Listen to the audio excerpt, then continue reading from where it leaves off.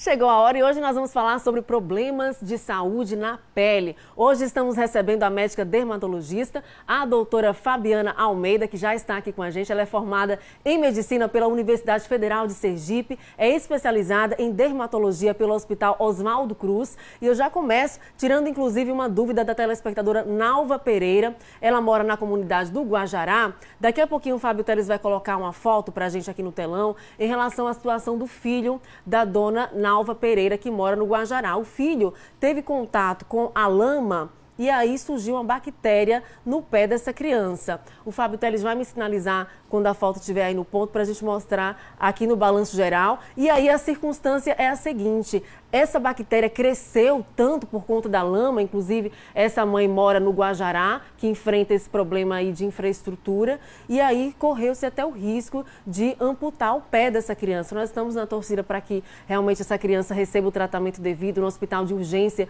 de Sergipe. Daqui a pouquinho nós vamos trazer então mais sobre essa história. E agora nós vamos então à primeira pergunta aqui no Balanço Geral Manhã, no Fala Doutor, e você pode enviar a sua pergunta. Lembra de dizer seu nome, sobrenome e a cidade onde você mora. Bom dia, muito bem-vinda, obrigada pela participação.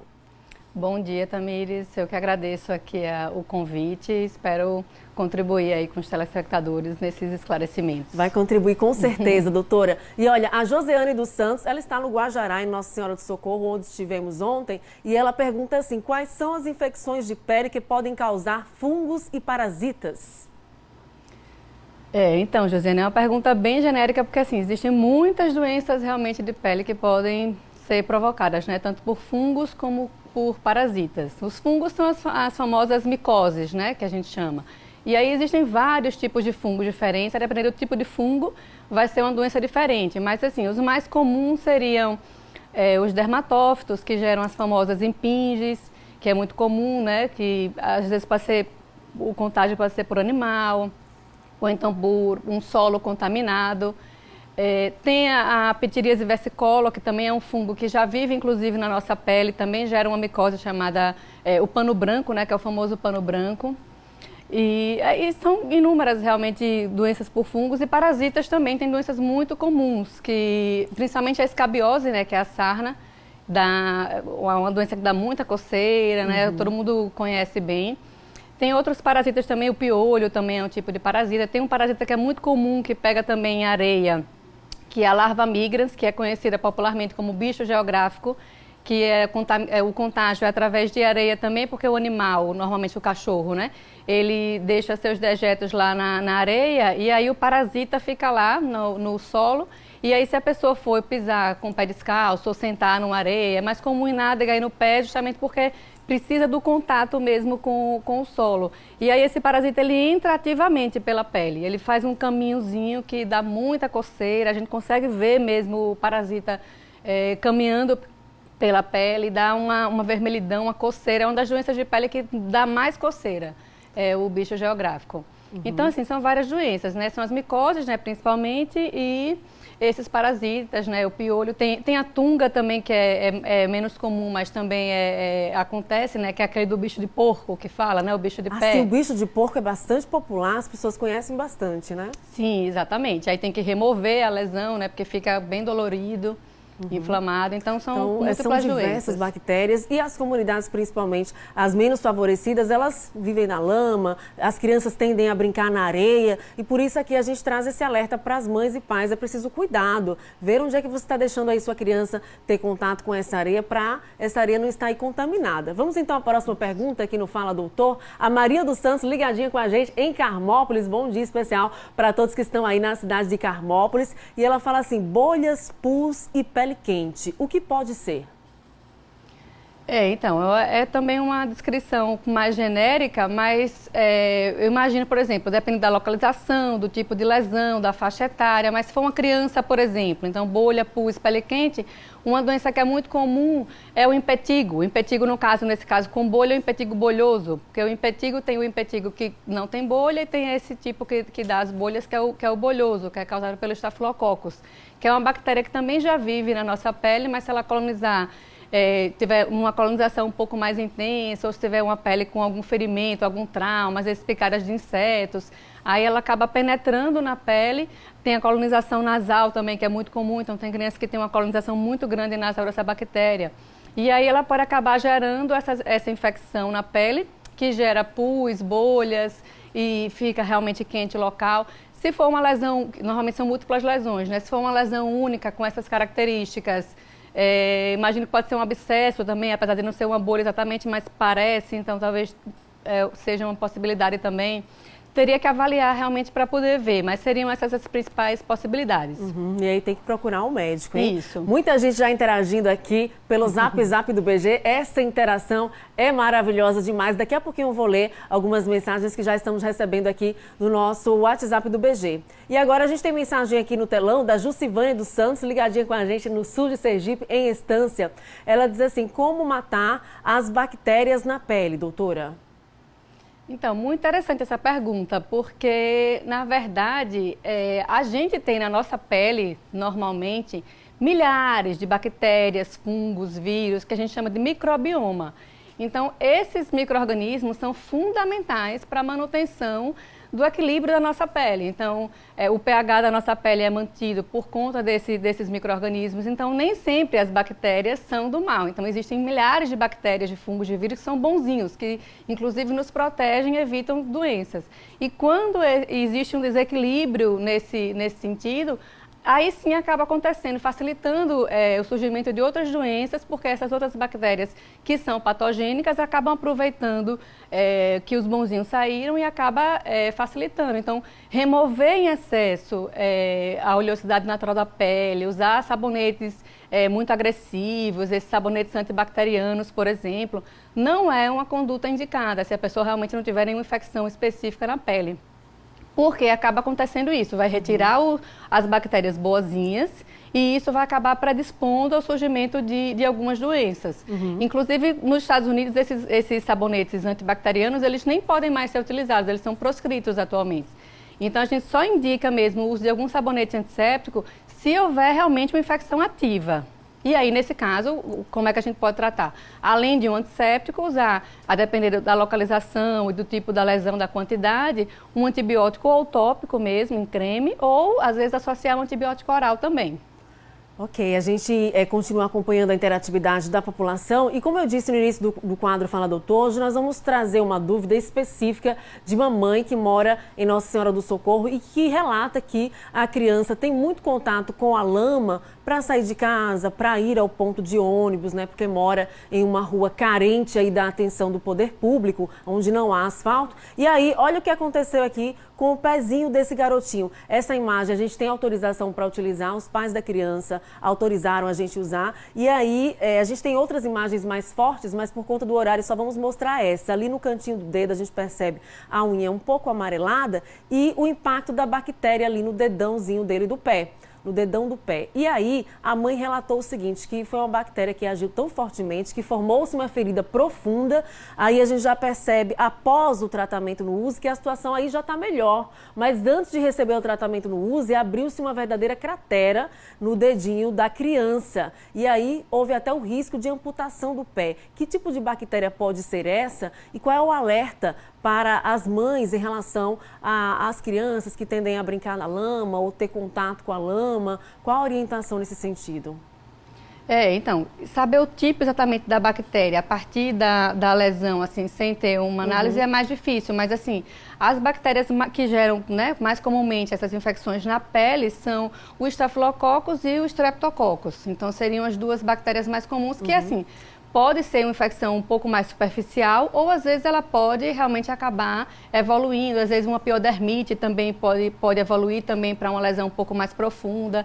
E aí teria que realmente, né, entrar com antibiótico precocemente, confirmando realmente por ser um processo bacteriano, para justamente que a lesão não evolua, porque às vezes pode acabar realmente aprofundando nos tecidos e gerando uma infecção mais difícil de controlar mesmo. A gente vai colocar novamente a imagem, por favor. Há bactérias que atuam tão fortemente que é possível aí ter a necessidade de amputar o pé ou amputar uma mão, doutora? A imagem continua na tela para a gente, por favor.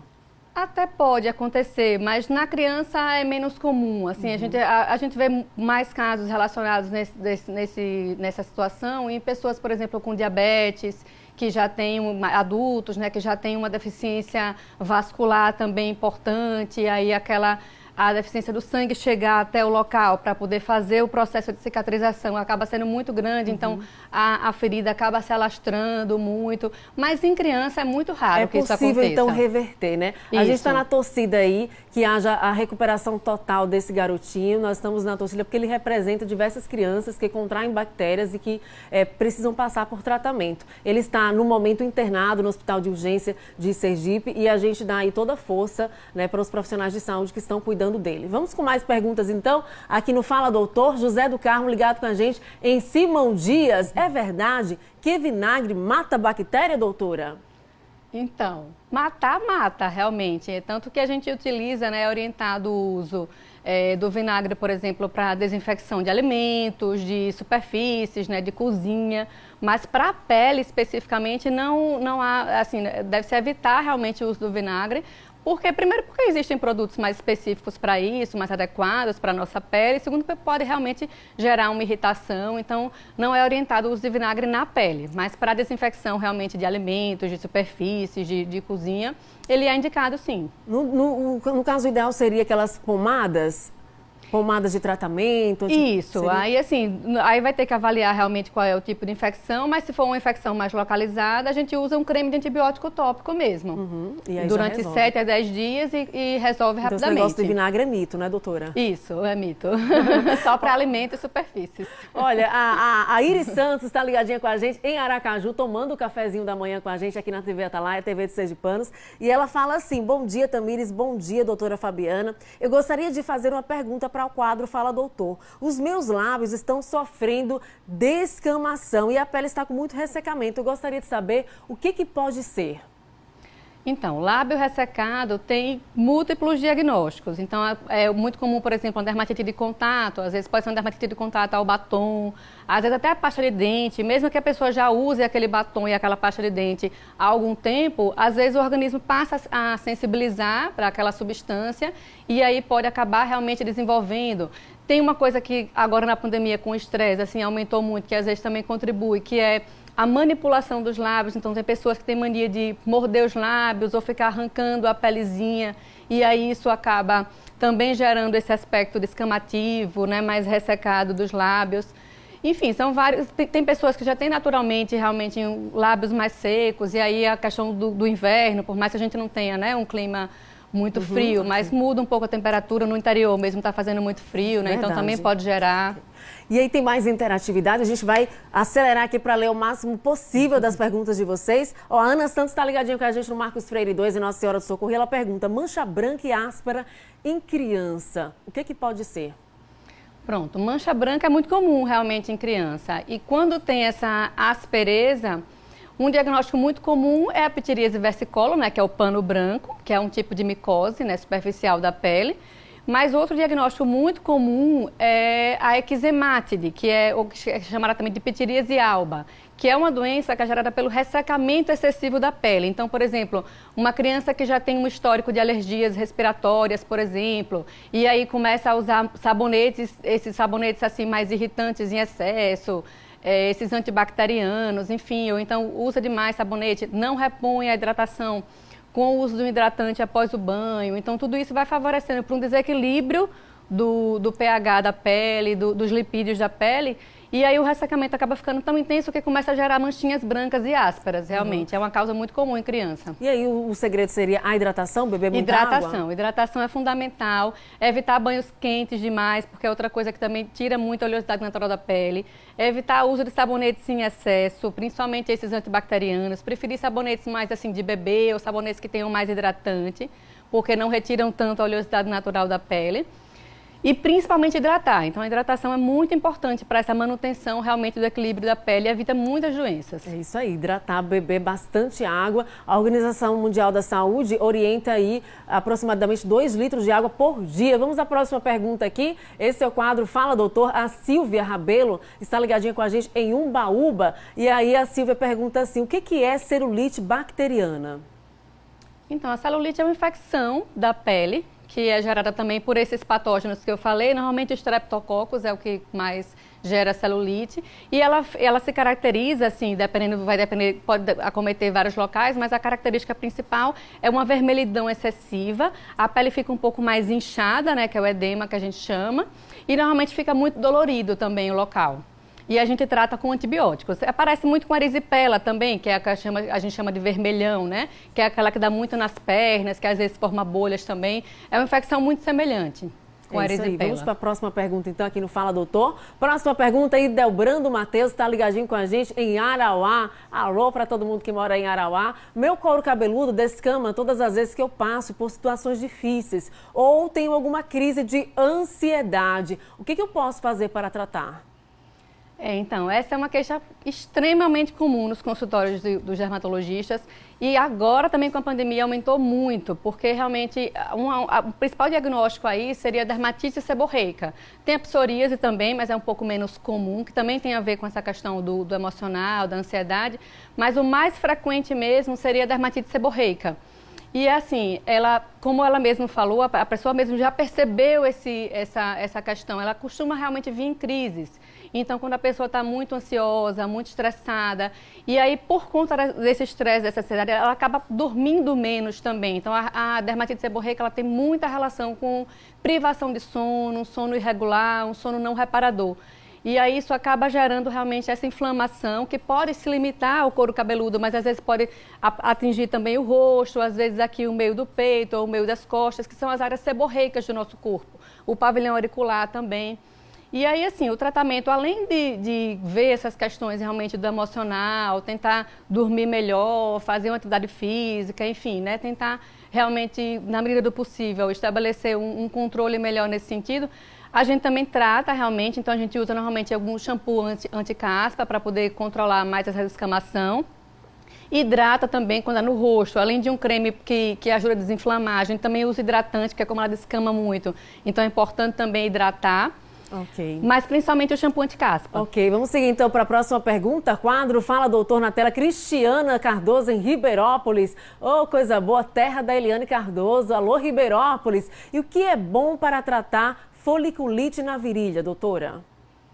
Sim, a foliculite é outra doença de pele muito comum também. Nessa região da virilha, assim, o que a gente indica é primeiro tentar evitar, né? Porque é muito causada também pelo encravamento mesmo do pelo. E tem pessoas que geneticamente já têm uma tendência do pelo sair e acabar entrando de volta na pele. E aí ele acaba gerando um processo inflamatório ali naquele local. E aí, desencravar esse pelo é muito importante. Então, fazer esfoliações assim, progressivas, né, frequentes, pelo menos 2 a 3 vezes por semana, é importante para manter realmente essa pele mais saudável. Mas quando a foliculite já está instalada, a gente usa normalmente algum antisséptico para limpeza e um antibiótico tópico mesmo. Ok, próxima pergunta então na tela, interagindo com a população. Olha, Edivan Santos em Itabaiana, terra dos caminhoneiros. Minha filha tem 10 anos e começou a aparecer manchas brancas pontuais. Não é pano branco, mas eu já ouvi dizer que pode ser verme. Será, doutora? Então, existe realmente essa crença, né, de que mancha branca tem a ver com verme.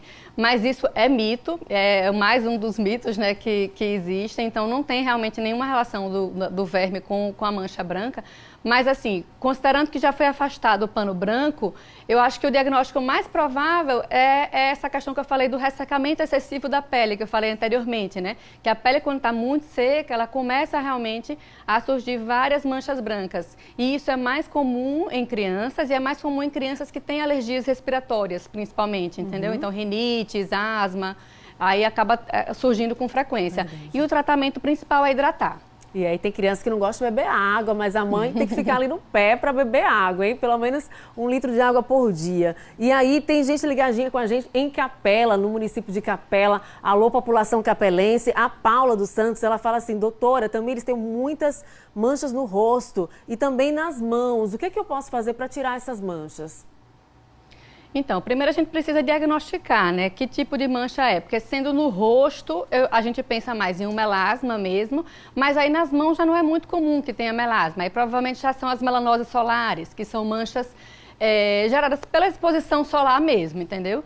E aí, assim, claro que existem clareadores específicos que a gente pode utilizar que ajudam bastante no tratamento, mas o principal é a proteção solar. E aí, o máximo, quem tem tendência a manchas, geralmente tem pele branca, evitar a exposição ao sol, principalmente naqueles horários de pico, né? Exatamente. Próxima pergunta aqui no quadro Fala Doutor, Genison Silva, ligadinho com a gente em Aracaju.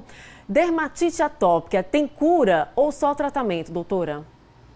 Então, a dermatite atópica é uma doença muito comum e como ela também tem esse fundo emocional envolvido, é uma doença que também aumentou muito agora nesse período de pandemia a frequência realmente.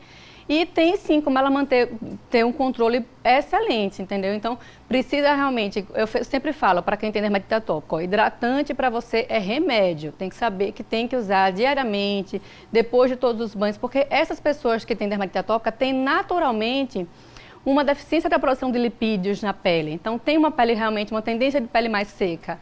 E aí, se a gente não fizer essa reposição da hidratação natural, a pele fica muito vulnerável, começa a dar muita coceira, eczema, facilita muito também a infecção de outras, de fungos, de vírus, de bactérias, entendeu? Molusco, por exemplo, impetigo, são doenças que têm uma frequência maior nos atópicos, entendeu? Então, tem sim como manter um controle muito bom da doença. Ok, temos várias perguntas aqui e tem um telespectador ligadinho com a gente lá no assentamento em Japaratuba. E um bom dia para todo mundo que está aí nos assentamentos, nos loteamentos, nos povoados. E o Edilson Curvelo fala assim, por aqui, Tamires, tem muito bicho de porco nos assentamentos em Japaratuba. E o que a população pode usar para evitar? Então, o bicho de porco, assim, realmente, se tiver o porco, porque é o porco que vai também, né, deixar os dejetos e vai deixar aquela larvinha que vai penetrar também na nossa pele. Então, assim, tentar realmente, né, uma limpeza, uma higiene melhor do ambiente, enfim. Mas a pessoa em si, o que pode fazer é proteger, porque é mais comum no pé, né, porque ela também vai entrar ativamente, andar calçado nessas áreas de risco. É verdade. E aí, depois chegam em casa, dá aquela lavadinha nos pés para higienizar. Quero te agradecer, doutora Fabiana, pela participação, pela presença aqui com a gente tão cedinho, contribuindo com o nosso público, levando informação para as pessoas. Muito obrigada. Eu que agradeço, Tamires. Foi uma honra estar aqui. A honra foi toda nossa recebê-la. Bom dia.